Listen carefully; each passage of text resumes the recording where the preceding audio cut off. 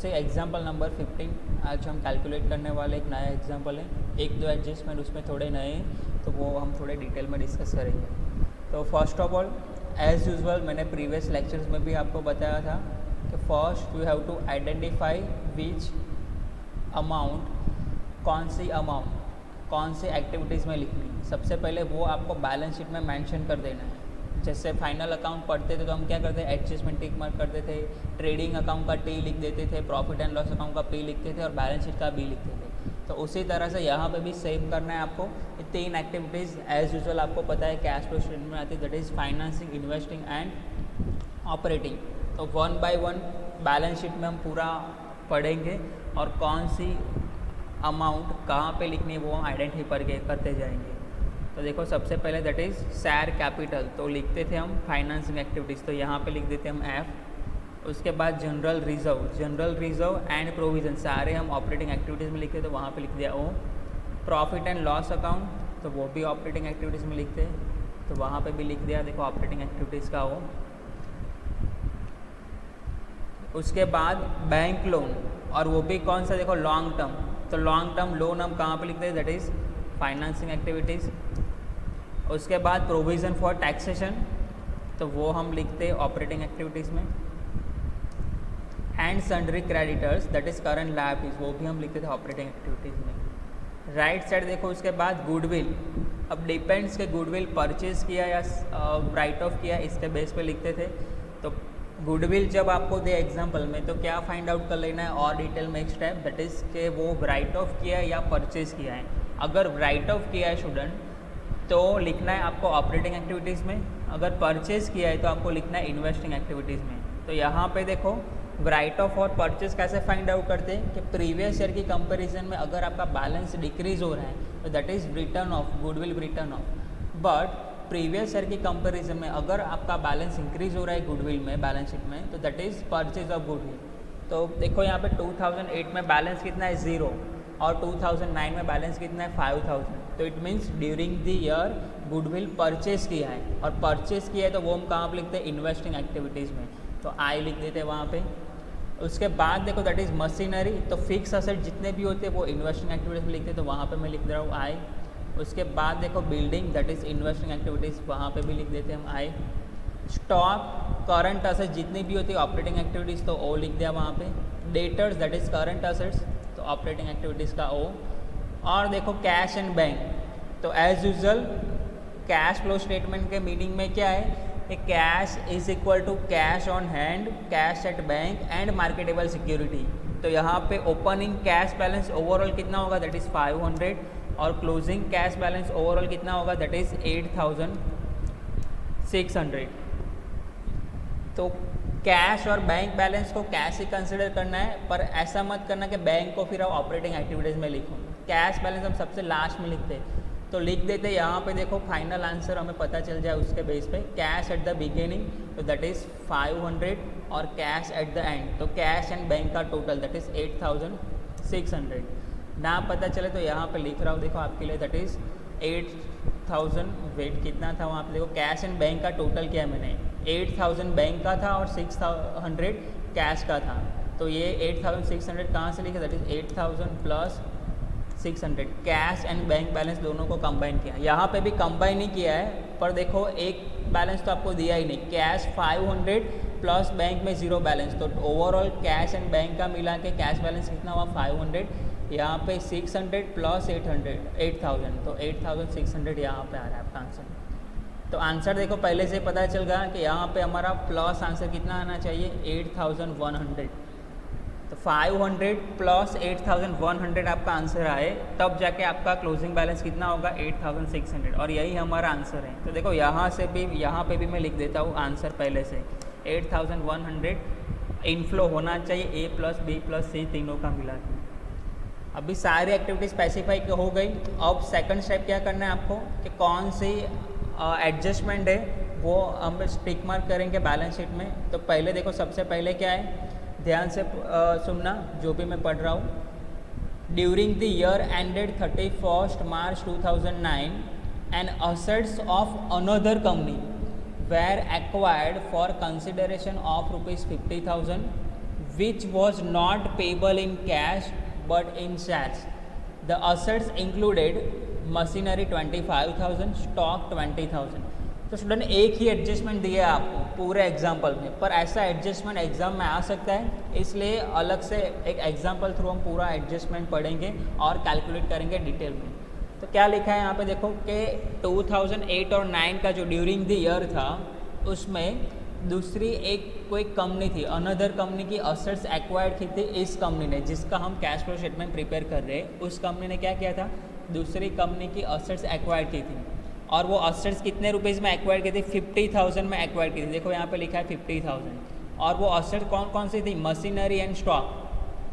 अब जब भी 50,000 का मशीनरी एंड स्टॉक परचेज करेंगे तो सामने पेमेंट तो करना पड़ेगा उस कंपनी को। तो पेमेंट कैसे किया है, देखो यहाँ पे लिखा है which was not payable in cash but in shares. तो इससे शेयर कैपिटल का इफेक्ट होगा। तो अभी हम डिटेल में नहीं जा रहे, सबसे पहले एडजस्टमेंट टिक मार्क कर लेते ऊपर। तो देखो ये एडजस्टमेंट से कौन कौन से अकाउंट में उसका इफेक्ट पड़ेगा, तो दैट इज मशीनरी, स्टॉक, और कैश में नहीं पे कर रहे हो, क्या लिखा है, not payable in cash but in shares, तो शेयर कैपिटल। तो 3 जगह पे उसका इफेक्ट पड़ेगा। तो उसको देखो मैं यहाँ पे टिक मार्क कर रहा हूँ कि एक शेयर कैपिटल पे इसका इफेक्ट आएगा, तो यहाँ पे मैंने टिक मार्क कर लिया, देखो शेयर कैपिटल। उसके बाद मशीनरी पे इफेक्ट आएगा बिकॉज वह एडजस्ट मैंने मशीनरी एक्वायर की है दूसरी कंपनी की, और स्टॉक भी एक्वायर किया है, तो स्टॉक पे यहाँ पे मैंने टिक मार्क कर लिया।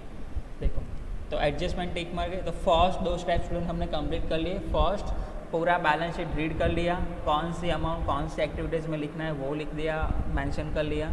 और सेकंड क्या कि एडजस्टमेंट रीड करके जो 3 अकाउंट के एडजस्टमेंट हमें सॉल्व करना है, that is share capital, machinery and stock, वो भी हमने यहाँ पे मेंशन कर लिया।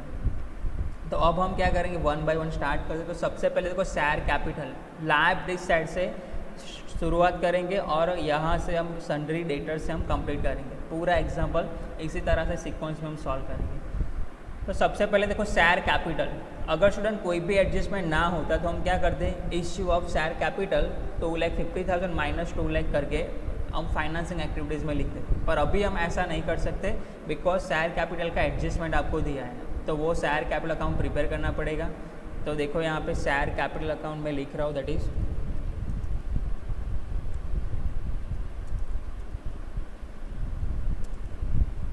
Share capital account. और ये मुझे थोड़ा चेंज करना पड़ेगा because share capital account the opening balance credit side आएगा। तो यहाँ पे लिखते हैं बाय बैलेंस ब्रॉट डाउन, और ये वाला लिखते debit side, that is to balance carry forward. Opening closing balance इस तरह से आता है, तो लिखेंगे इस तरह से।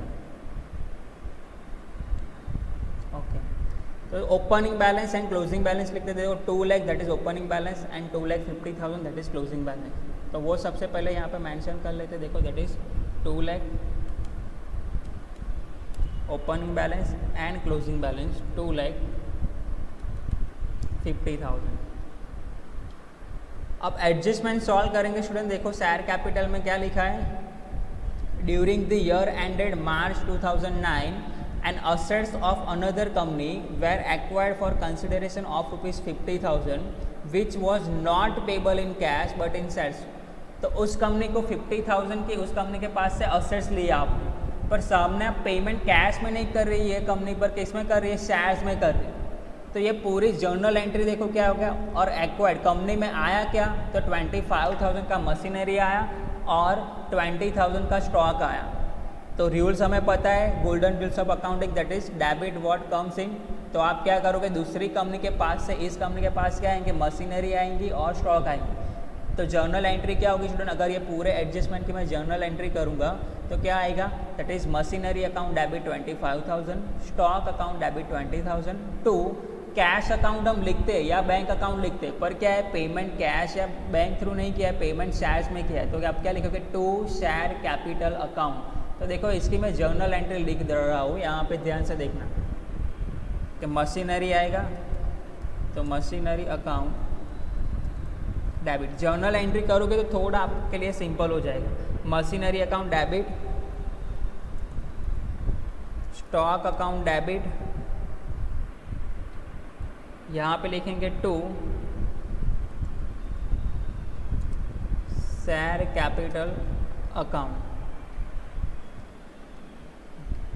अब कंसिडरेशन कितना है देखो स्टूडेंट यहाँ पे, दैट इज 50,000। कंसिडरेशन का मतलब क्या है कि सामने वाली कंपनी को कितना पेमेंट हुआ है 50,000 शेयर कैपिटल में, तो 50,000 पेमेंट हुआ है, तो जितना शेयर कैपिटल अमाउंट का दिया होगा उतना ही लिखना पड़ेगा आपको। तो देखो यहाँ पे मैं क्या लिख रहा हूँ, 50,000 के शेयर्स दिए, डेट 50,000 के शेयर्स दे दिए। अब मशीनरी कितनी अमाउंट की आएगी देखो, दैट इज 25,000 एंड 20,000, तो यहाँ पे लिख रहे हैं 25,000 एंड 20,000। शेयर कैपिटल का एडजस्टमेंट था तो मैंने वो एडिशनल अकाउंट प्रिपेयर किया, फिर opening balance and closing balance लिखा, फिर एडजस्टमेंट रीड करके मैंने जर्नल एंट्री की। अभी जर्नल एंट्री भी पूरी कंप्लीट नहीं हुई, पर बेसिक जर्नल एंट्री क्या होगी कि शेयर में पेमेंट हुआ है तो शेयर कैपिटल अकाउंट और 50,000 कंसिडरेशन है तो शेयर कैपिटल अकाउंट क्रेडिट कर दिया 50,000 से, और बिजनेस में आया क्या तो दैट इज़ 25,000 का मशीनरी और स्टॉक आया दूसरी कंपनी का।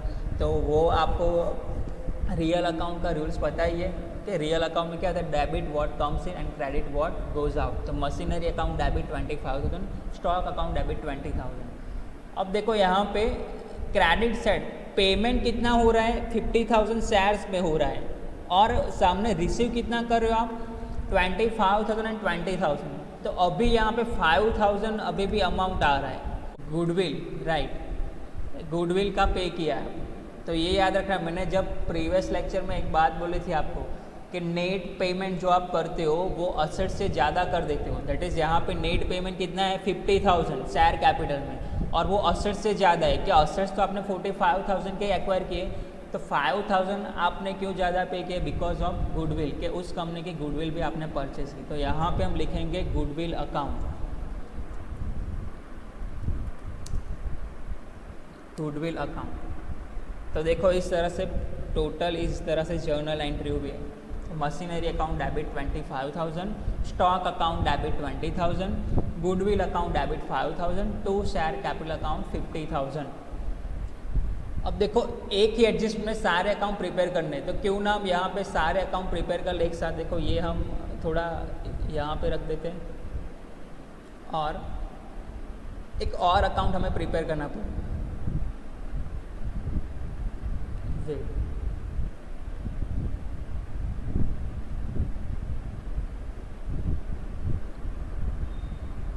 तो देखो जर्नल एंट्री में टोटल 4 अकाउंट इससे इफेक्ट होते हैं, machinery, stock, goodwill and share capital. तो शेयर कैपिटल अकाउंट हमने प्रिपेयर कर लिया ऑलरेडी ऊपर, तो अभी भी यहाँ पे हम क्या लिखेंगे, दैट इज मशीनरी अकाउंट, वो भी साथ में प्रिपेयर करना पड़ेगा। तो जर्नल एंट्री तो सारी एंट्रीज एक ही साथ हम देखेंगे। तो मशीनरी अकाउंट यहाँ पे लिख देते, that is stock account,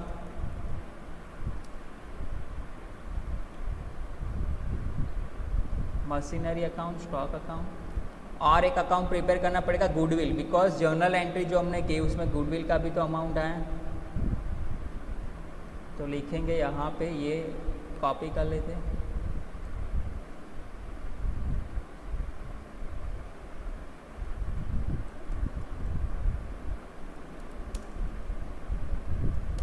goodwill account. तो पूरा एडजस्टमेंट स्टूडेंट हमने रीड किया, और एडजस्टमेंट रीड करके हमने ये जर्नल एंट्री किया। अब यहाँ पे देखो machinery account, stock account, goodwill account and share capital account, चारों अकाउंट आपके बैलेंस शीट में इन्वॉल्व है। यहाँ पे देखो शेयर कैपिटल यहाँ पे, मशीनरी यहाँ पे, स्टॉक है, और जब हमने जर्नल एंट्री की तब हमें पता चल के 5,000 रुपीज़ का गुडविल भी परचेज किया उस कंपनी का, तो इसको भी यहाँ पे देखो। तो ये 4 अकाउंट बैलेंस शीट में इन्वॉल्व थे, तो चारों अकाउंट हमें प्रिपेयर करने पड़ेंगे। तो सबसे पहले टाइटल लिख दिया मैंने, देखो that is share capital account, फिर मशीनरी अकाउंट प्रिपेयर कर लिया यहाँ पे, उसके बाद स्टॉक अकाउंट प्रिपेयर किया, एंड लास्ट में हमने प्रिपेयर किया यहाँ पे गुडविल। फिर सबसे पहले क्या करना है, opening balance and closing balance लिख दो सबका। तो शेयर कैपिटल का तो मैंने लिख दिया, अब मशीनरी का ओपनिंग एंड क्लोजिंग, तो 1,50,000 एंड 1,69,000, तो वो लिख देते हैं यहाँ पे, दैट इज ओपनिंग बैलेंस 1,50,000 और क्लोजिंग बैलेंस है 1,69,000। उसी तरह से स्टॉक का ओपनिंग एंड क्लोजिंग बैलेंस देते हैं 1,74,000, तो लिख देते हैं यहाँ पे 1,74,000 यहाँ पे आएगा दैट इज़ 74,000। और गुडविल का ओपनिंग एंड क्लोजिंग बैलेंस, तो ओपनिंग बैलेंस तो 0 है, क्लोजिंग बैलेंस 5,000 है, तो लिखते हैं यहाँ पे गुडविल का ओपनिंग बैलेंस दैट इज़ 0 और क्लोजिंग बैलेंस है यहाँ पे दैट इज़ 5,000। अब क्या करेंगे, ये जो मैंने जर्नल एंट्री की है उसके इफेक्ट 1 बाय 1 हम देते जाएंगे। ये जर्नल एंट्री के इफेक्ट 1 बाय 1 हम क्या करेंगे, अकाउंट में देते जाएंगे। तो देखो क्या है, सबसे पहले मशीनरी अकाउंट डेबिट 25,000, तो मशीनरी अकाउंट ऑलरेडी प्रिपेयर किया है और वो डेबिट है, तो यहाँ पे लिखेंगे 2, अपोजिट लिखते हैं, लेजर्स का रूल्स आपको पता है, शेयर कैपिटल कितना है 25,000। देखो क्या था यहाँ पे, मशीनरी अकाउंट डेबिट 25,000, तो अपोजिट लिखना है उसके अपोजिट, तो 2 शेयर कैपिटल करके लिख दिए 25,000। फिर स्टॉक अकाउंट डेबिट 20,000, तो स्टॉक अकाउंट है वहाँ पे भी हम लिखेंगे दैट इज 2 शेयर कैपिटल 20,000। और गुडविल अकाउंट भी डेबिट किया है, तो यहाँ पे लिखेंगे 2 शेयर कैपिटल दैट इज 5,000। और लास्ट में क्या किया है, शेयर कैपिटल अकाउंट क्रेडिट किया है 50,000 से, तो शेयर कैपिटल अकाउंट जो लिखा है यहाँ पे तो लिख देंगे यहाँ पे दैट इज, सबसे पहले लिखेंगे बाय मशीनरी 20,000, उसके बाद लिखेंगे यहाँ पे बाय स्टॉक 25,000 एंड यहाँ पे लिखेंगे by goodwill 5,000, by goodwill 5,000। Wait,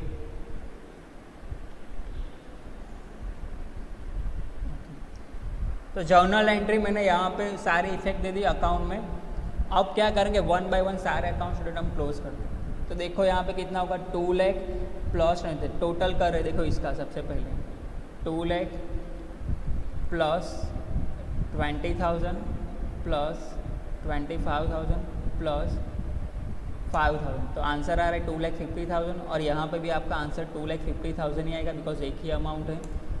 तो देखो यहाँ पे तो स्टूडेंट अमाउंट टैली कर गया, दोनों साइड 2,50,000 2,50,000 आ गया। तो बैलेंसिंग अमाउंट आता है तब हम क्या करते हैं स्टूडेंट, यहाँ पे एंट्रीज करते हैं हम। अगर बैलेंसिंग अमाउंट नहीं आ रहा है तो हम यहाँ पे एंट्री नहीं कर सकते। तो ये तो बैलेंस टैली कर गया, तो एंट्री करने की कोई भी ज़रूरत नहीं है यहाँ पे। अब देखो नेक्स्ट क्या है यहाँ पे, दैट इज़ ये आपका अकाउंट क्लोज कर, तो यहाँ पे आएंगे 1,75,000, वो अमाउंट लिखेंगे यहाँ पे 1,75,000। 1,75,000 में से 1,60,000 माइनस कर दे तो is equal to 1,75,000 and 1,69,000 minus, तो आंसर कितना आ रहा है 6,000। तो मशीनरी अकाउंट में क्या आ रहा है स्टूडेंट, देखो यहाँ पे दैट इज 6,000 का डिफरेंस आ रहा है। टोटल बैलेंस, ओपनिंग बैलेंस था 1,50,000, क्लोजिंग बैलेंस था 1,69,000 और दूसरी कंपनी के ड्यूरिंग देयर एक्वायर किए थे 25,000 के, तो यहाँ पे आ रहा है 6,000।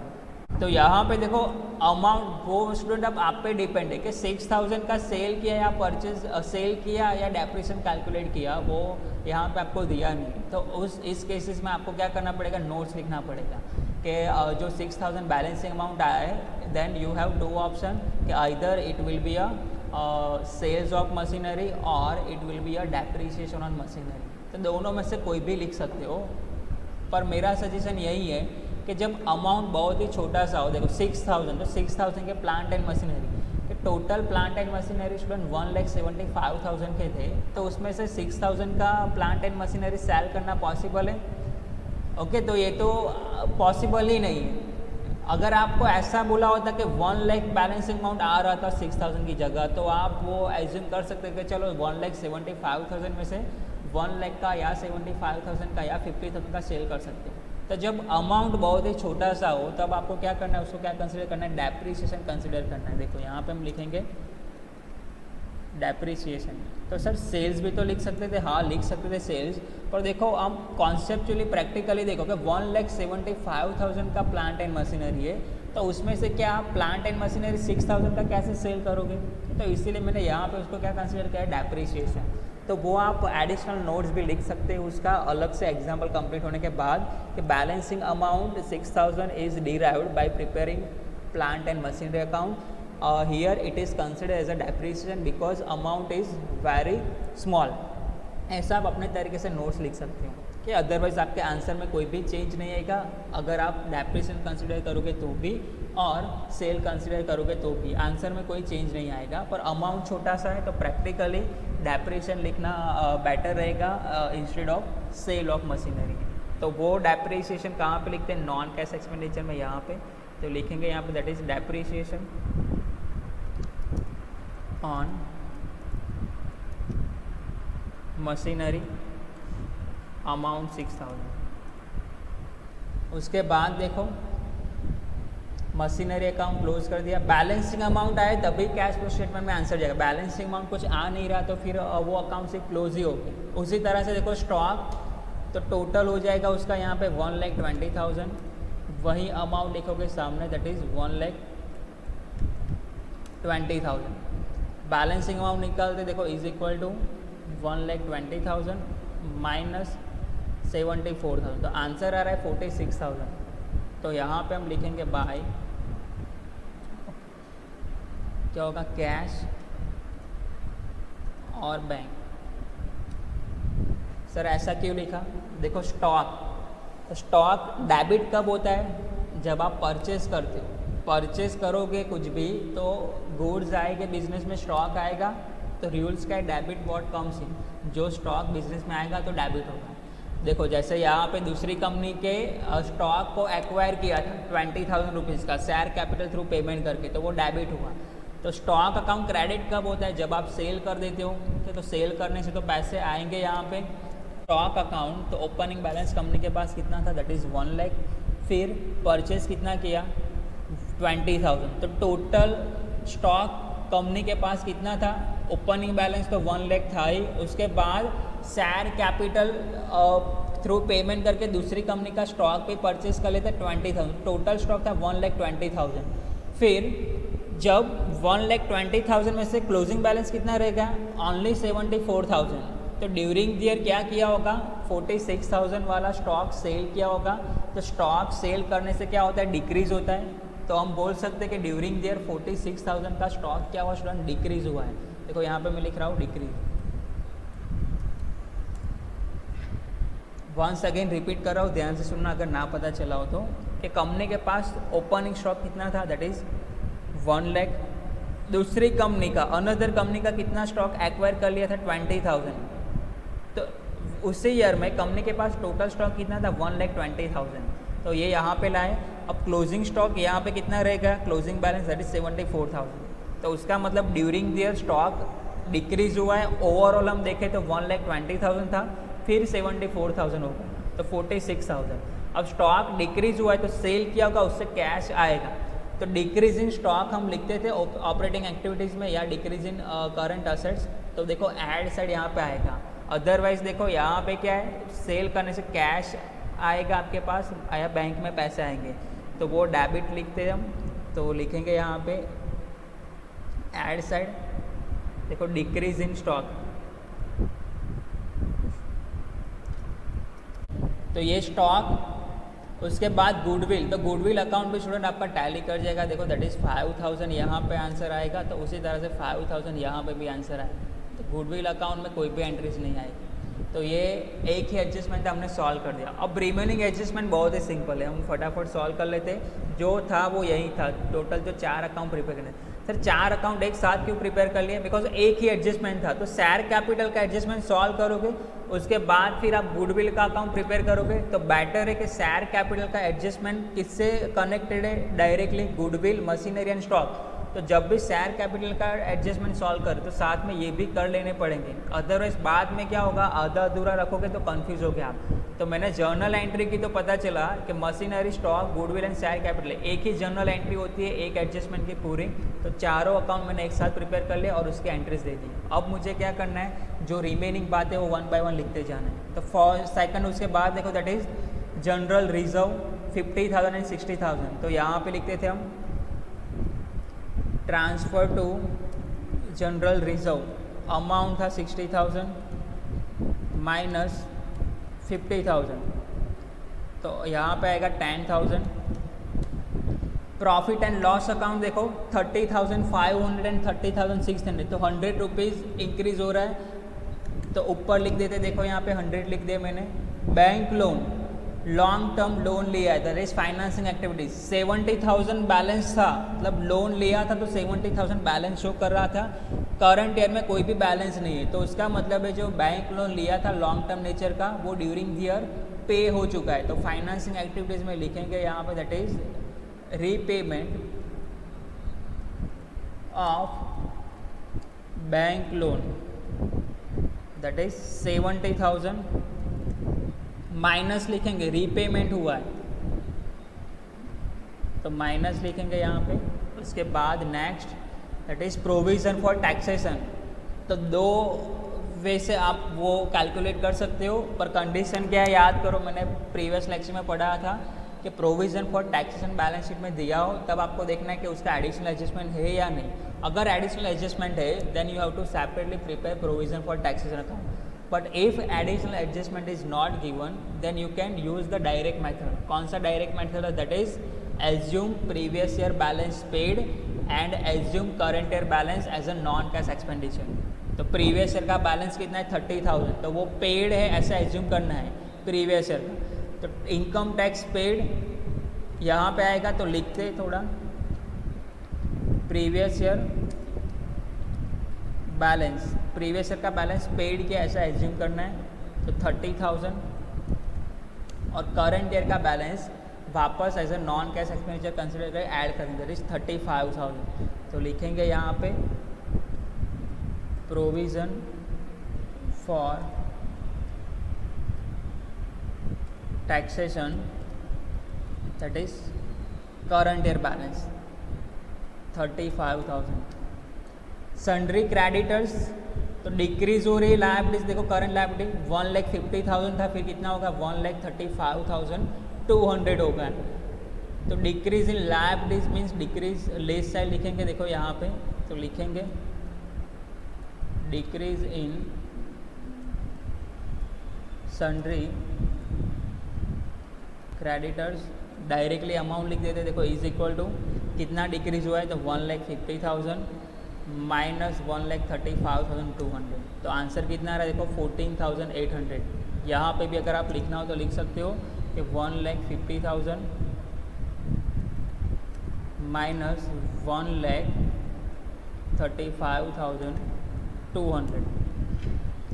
अब देखते हैं गुडविल, तो गुडविल का पूरा एडजस्टमेंट हम सॉल्व कर चुके हैं, तो अभी वो स्किप कर रहे हैं हम। मशीनरी का भी एडजस्टमेंट सॉल्व कर दिया है हमने, तो वो भी स्किप कर रहे हैं। उसके बाद देखो लैंड एंड बिल्डिंग, तो यहाँ पे कितना आंसर आ रहा है 2 लाख था, फिर 90,000 हो गया। तो during their land and building sale किया होगा ओके 10,000। तो वंस अगेन देखो यहाँ पे भी एक कन्फ्यूजन हो सकता है, दैट इज के सर 2 लाख है और 1,90,000, तो 10,000 तो land and building.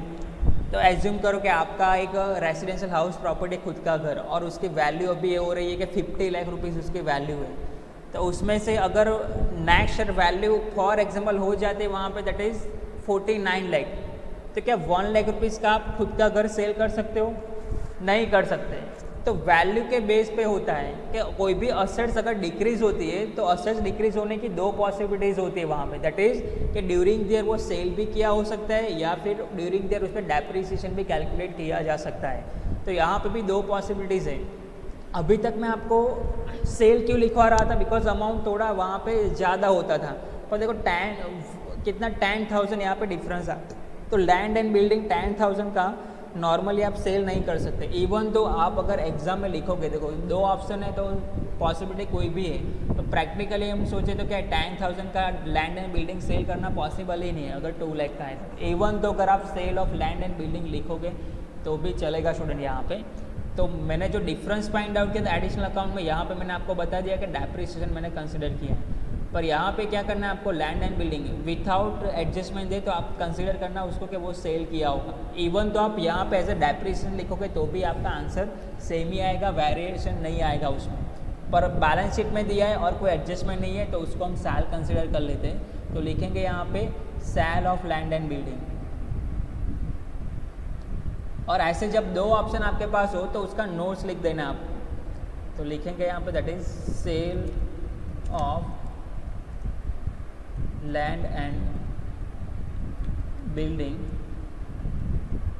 2 lakh balance था, माइनस बैलेंस कितना होगा करंट ईयर में 1,90,000, तो आंसर आएगा आपका दैट इज 10,000। और वो प्लस लिखना है क्योंकि सेल किया है लैंड एंड बिल्डिंग तो आंसर प्लस में लिखना है। उसके बाद देखो स्टॉक का एडजस्टमेंट पूरा हम सॉल्व कर चुके हैं, तो स्किप करें अभी। सन्ड्री डेटर्स 80,000 एंड 64,200, तो डेटर्स आपके डिक्रीज हुए, करंट असेट्स डिक्रीज होता है तो कैश इंक्रीज होता है, रूल्स भी मैंने आपको बताए थे, तो वो रूल्स के हिसाब से हम लिखेंगे यहाँ पे डिक्रीज इन करंट असेट्स। तो यहाँ पे लिखेंगे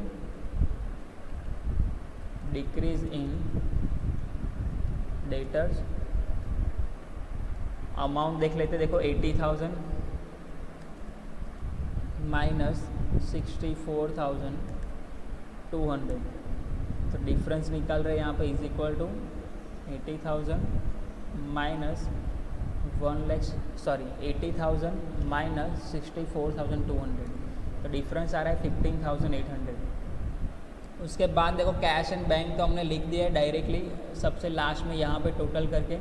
तो अभी पूरा एग्जाम्पल सॉल्व हो चुका है स्टूडेंट, अभी 1 बाय 1 हम क्या करेंगे, टोटल करेंगे पूरा एग्जाम्पल का। तो देखो ये पहले अमाउंट आउटर कॉलम में निकाल देते, इज इक्वल टू सम तीनों का टोटल वेट,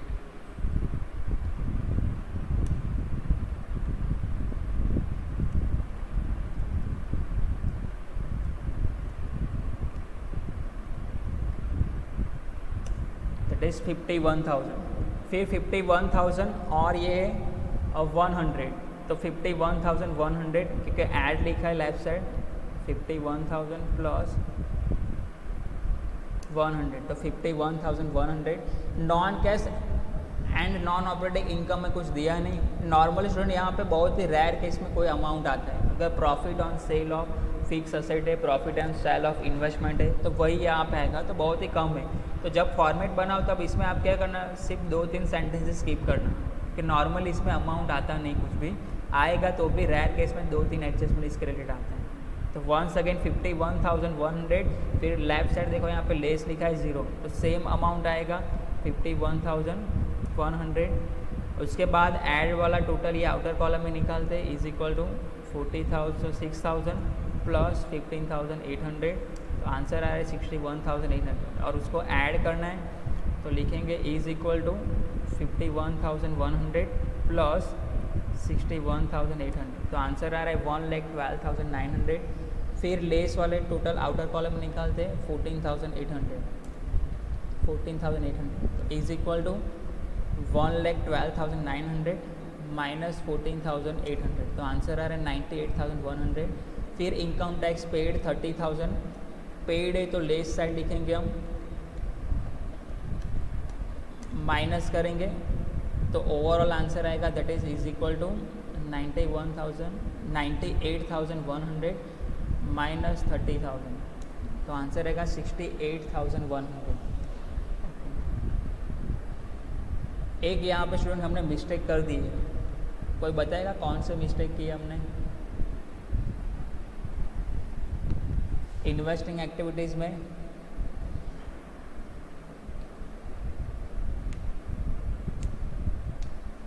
देखो, फाइनेंसिंग एक्टिविटीज़ ध्यान से देखो क्या लिखा है हमने, सेल, यस राइट पे sale of land and building. जल्दी जल्दी में हमने वो सारा वहाँ पे लिख दिया, तो इसको यहाँ से कट करके यहाँ पे लिख देते हैं, हो गया।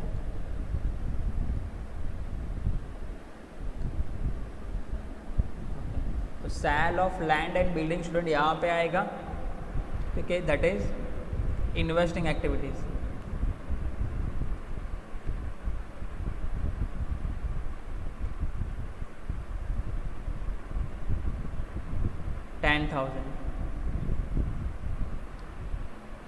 तो ये देखो यहाँ पे कि sale of land and building 2 lakh minus 1,90,000, तो सेल किया तो प्लस में आंसर का, तो इज इक्वल टू यही अमाउंट आउटर कॉलम में निकालेंगे, तो लिखेंगे यहाँ पे कैश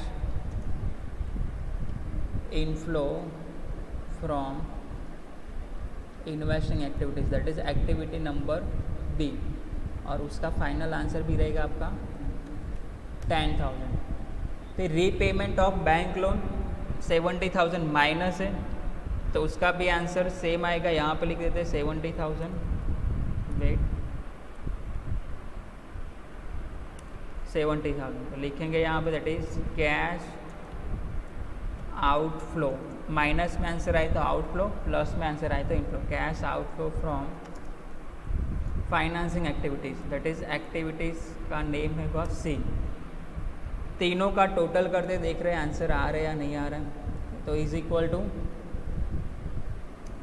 सबसे पहले लिखेंगे यहाँ पे 68,100 प्लस वेट